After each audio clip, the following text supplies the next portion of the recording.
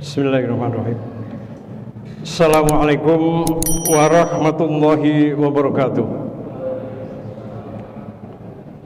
Hamdan wa syukran lillah, wassalatu wassalamu ala rasulillah Muhammad ibn Abdillah, wala hawla wala quwwata illa billah. Asyhadu an la ilaha illallah wa asyhadu anna Muhammadan abduhu wa rasuluh. Allahumma salli ala Muhammad wa ala ali Muhammad kama shallaita ala Ibrahim wa ala ali Ibrahim innaka Hamidum Majid. Jamaah rahimani wa rahimakumullah, marilah kita bersama-sama senantiasa bersyukur kepada Allah atas segala nikmat dan banyak anugerah yang Allah berikan kepada kita, sehingga kita pada malam hari ini masih diberikan hidayah taufik, sehingga kita masih bisa melangkahkan kaki ke Masjid Al-Ikhlas untuk melaksanakan sholat isya berjamaah, dilanjutkan dengan sholat tarawih berjamaah. Tentunya ini adalah semua adalah hidayah taufik yang Allah berikan kepada kita dan tidak diberikan kepada semua orang. Oleh karenanya jamaah rahimakumullah, bersyukur itu adalah merupakan sebuah keniscayaan, keharusan buat kita agar Allah senantiasa menambah nikmat-nikmat yang Allah berikan kepada kita, sebagaimana janji Allah dalam Al-Quran, la in syakartum la azidannakum wa la in kafartum inna adzabi lasyadid. Jemaah rahimani wa rahimakumullah, di dalam surat ke-17 surat Al-Isra ada ayat yang berbunyi, walaula an tsabatnaka laqad kitta tarkanu ilaihim say'an qalila. Kalau bukan karena aku kokohkan hatimu Muhammad, aku kokohkan imanmu Muhammad, laqad kitta tarkanu ilaihim say'an qalila, kamu hampir-hampir hatimu condong kepada mereka, walaupun condong itu hanya sedikit, say'an qalila. Karena orang-orang kafir Mekah dengan bujuk rayu, dengan berbagai cara baik halus maupun kasar kepada Nabi Muhammad hampir-hampir condong kepada mereka. Oleh karenanya Allah kokohkan, Allah sebetulnya nyatakan bahwa Nabi Muhammad manusia paling mulia yang sudah dijamin surga, manusia yang menjadi guru umat Islam sedunia sampai akhir zaman, itu saja masih butuh pengokohan, bimbingan dari Allah Subhanahu wa taala, apalagi kita. Oleh karenanya kalau kita baca dari sirah nabawiyah, Nabi Muhammad adalah orang yang setiap detiknya, setiap menitnya tidak lepas dari merasa butuh bimbingan dari Allah. Nabi Muhammad tidak pernah mengandalkan dirinya sendiri. Padahal Nabi Muhammad ini adalah orang yang sudah dijamin surga, amaliyahnya, ibadah-ibadahnya sudah jelas menunjukkan beliau adalah orang yang lebih dari soleh. Makanya Allah jamin surga. Bahkan Nabi Muhammad mengajari kita untuk membaca doa yang beliau dilaksanakan dalam bentuk wirid pagi petang. Ya Hayyu ya Qayyum birahmatika astaghisu aslih li sa'ni kullahu wa la takirni ilayya tarfata ain. Ya Hayyu ya Qayyum, wahai zat yang maha hidup, ya Qayyum, wahai Tuhan yang tegak dengan sendiri, yang berdiri sendiri. Astaghisu, aku mohon pertolongan, aku mohon kepadamu. Aslih li sa'ni, perbaikilah urusanku, kullahu, semuanya urusanku. Wala takilni ilayya tarfata ainin, jangan biarkan aku bersandar pada diriku sendiri walaupun sekejap mata. Di sini Nabi mengajarkan bagi kita jangan pernah bersandar kepada diri sendiri, mengandalkan diri sendiri. Dia mampu, akhirnya menafikan Allah di dalam peran kehidupan, dalam berbagai aktivitasnya. Oleh karena jemaah Allah, bimbingan Allah, hidayah Allah, hidayah taufik ini kita perlukan. Makanya kita dalam sehari semalam memohon kepada Allah ihdinas siratal mustaqim minimal 17 kali di dalam salat wajib, belum ditambah dengan salat sunnah. Di antara kandungan ihdinas siratal mustaqim adalah, ya Allah, tunjukkanlah kami ke jalan yang lurus. Kalau kami sudah berada di jalan yang lurus, tunjukkanlah, istiqomahkanlah kami di dalam menjalankan ketaatan kepadamu, ya Allah. Kalau kami sudah istiqomah di dalam menjalankan ketaatan kepadamu, maka bukalah pintu-pintu kebaikan yang kami belum tahu. Jamaah rahimani wa rahmatullah, artinya manusia seperti kita, makhluk yang lemah, yang tidak akan lepas dari maksiat dan dosa. Bisa jadi kita melakukan maksiat setiap menit, setiap jam, setiap saat. Kalau tidak ada bimbingan dari Allah, kita sudah terjerumus ke lembah-lembah dosa. Oleh karenanya, ada satu hadis qudsi yang Allah firmankan, yang namanya hadis qudsi itu adalah qala Rasulullah sallallahu alaihi wasallam, qala Allah taala. Jadi hadis qudsi ini adalah Nabi bersabda bahwa Allah berfirman. Di dalam salah satu hadis qudsi yang populer, yang terkenal dan tentunya sahih, firman Allah, wa ma taqarraba ilayya abdi bin nawafili hatta uhibbahu. Tidak henti-hentinya hambaku mendekatkan diri kepadaku, kata Allah, bin nawafili, dengan amaliyah sunnah, ibadah sunnah, hatta uhibbahu, sehingga aku mencintainya.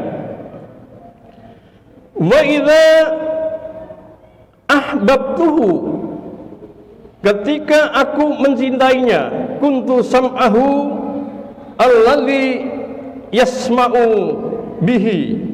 Kalau aku sudah mencintai hambaku, maka aku akan menjadi pendengarannya, di mana pendengaran itu dia pakai untuk mendengar setiap saat.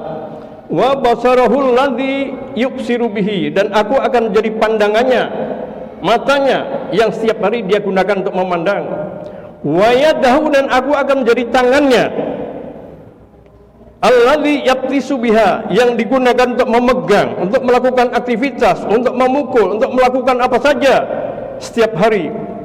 Wa rijluhu alladzi yamsi biha, dan aku akan menjadi kakinya yang setiap hari digunakan untuk berjalan, untuk melangkah. Wa qalbu wa lisanuhu alladzi yantiqu bihi, dan aku akan menjadi lisannya yang setiap hari digunakan untuk mengucap, untuk berkata, untuk bercakap-cakap, untuk berbicara. Wa qalbuhu alladzi yaqilu bihi, dan aku akan menjadi hatinya yang setiap saat akan digunakan untuk berpikir, merenung. Artinya apa, jamaah rahimani wa rahimakumullah?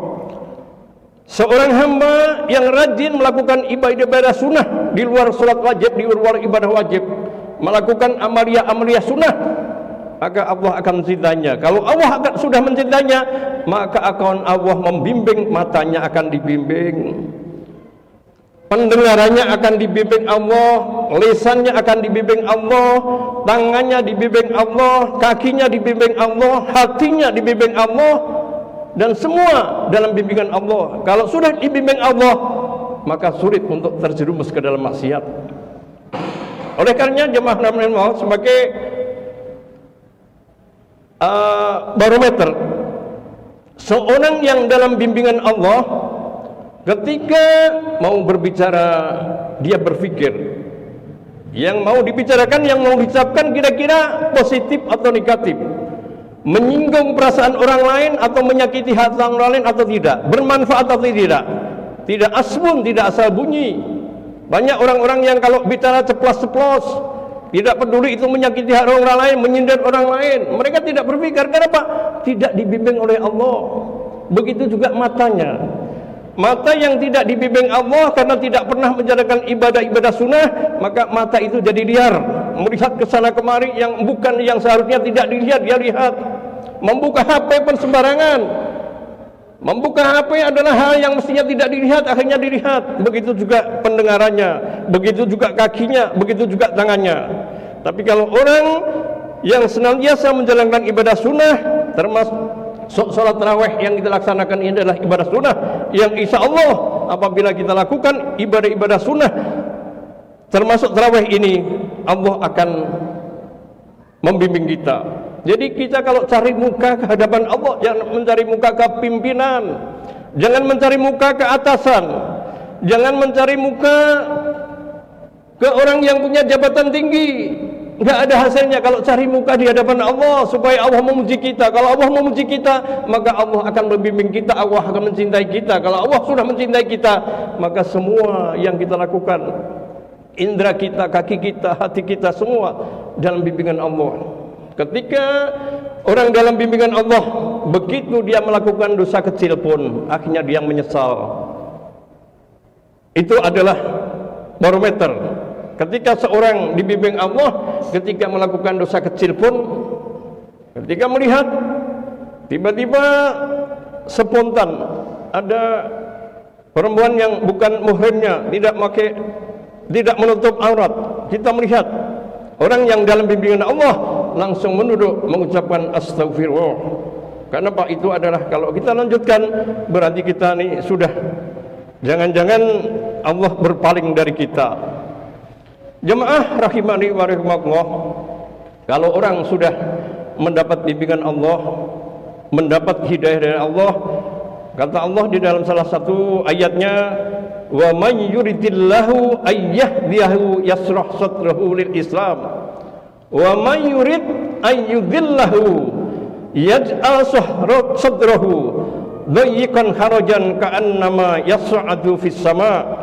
Kalau Allah sudah menghendaki memberikan hidayah kepada seseorang, maka hatinya akan lapang menerima Islam, mendengar ada syariat Islam, walaupun dia belum bisa menjalankan, tapi paling tidak mencibir.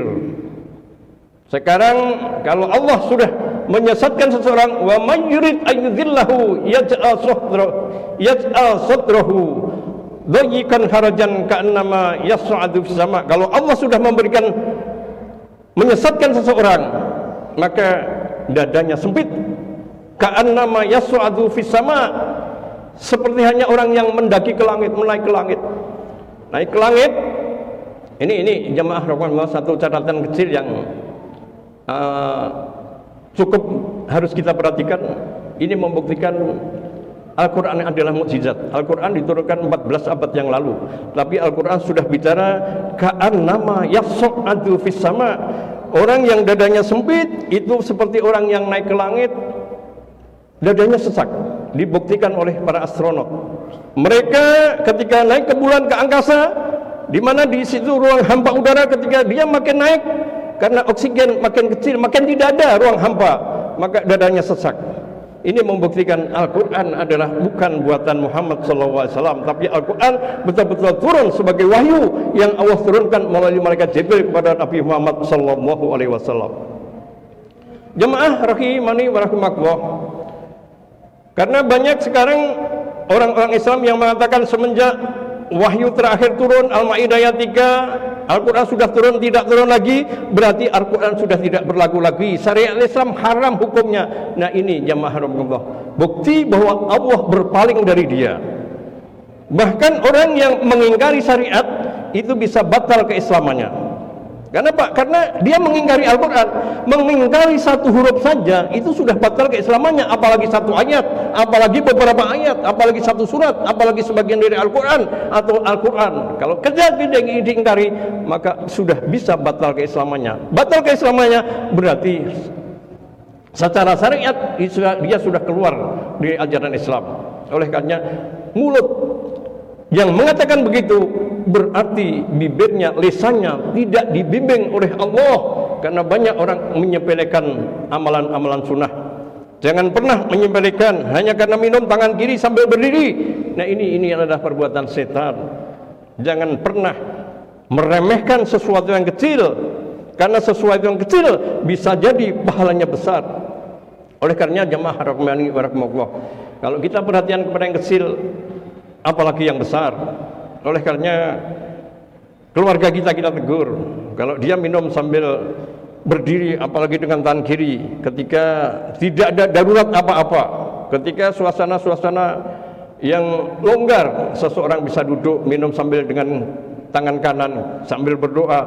Ini adalah amalan sunnah yang apabila diremehkan atau apabila dikerjakan amalan-amalan sunnah itu, niscaya Allah akan mencintai kita. Kalau Allah mencintai kita, maka seluruh aktivitas kita, bimbingan kita, mulai dari tangan, kaki, lisan, pendengaran, hati, telinga dan semuanya, insya Allah akan dibimbing oleh Allah. Kalau Allah yang membimbing, maka aktivitas kita, lisan kita akan benar, akan jujur, telinga kita akan mendengar hal yang baik, kaki kita akan melangkah kepada jalan yang baik, tangan kita akan melakukan aktivitas yang baik, dan semua insya Allah berjalan menuju yang diridhoi Allah Subhanahu wa ta'ala. Itulah jemaah rahimani wa rahimakumullah. Satu hal yang terakhir, ada sebuah hadis mengatakan bahwa siapa yang tidak bertawakal kepada Allah, maka Allah akan alihkan dia, akan siksa dia akan bertawakal kepada yang lain. Man allaqo syai'an wukila bihi. Barang siapa bergantung pada sesuatu, maka dia akan tawakal, dia akan pasrah kepada sesuatu itu. Orang yang percaya dengan jimat, ketika mereka pergi sampai di jalan lihat jimatnya ketinggalan, dia balik lagi. Karena Pak, jimatnya ketinggalan. Dia sudah tawakal dengan jimat. Tapi orang Islam ketika berangkat dari rumah, bismillahi tawakkaltu 'ala Allah wala haula wala quwata illa billah. Maka di dalam setiap aktivitas kita, mau makan kita baca doa, setelah makan kita baca doa, masuk WC kita baca doa, keluar dari WC kita baca doa, kemana saja kita baca doa. Ini adalah bentuk kepasrahan kepada Allah. Kalau kita pasrah dan tawakal kepada Allah, insya Allah Allah akan bimbing dalam semua aktivitas kita. Oleh karenanya jemaah rahimani wa rahimakumullah, marilah kita senantiasa berdoa kepada Allah. Semoga Allah senantiasa membimbing kita. Tanpa bimbingan Allah, kita pasti akan terombang-ambing dalam kesesatan. Itulah yang dapat saya sampaikan. Kurang lebihnya mohon maaf. Billahi taufik wa hidayah. Wassalamualaikum warahmatullahi wabarakatuh.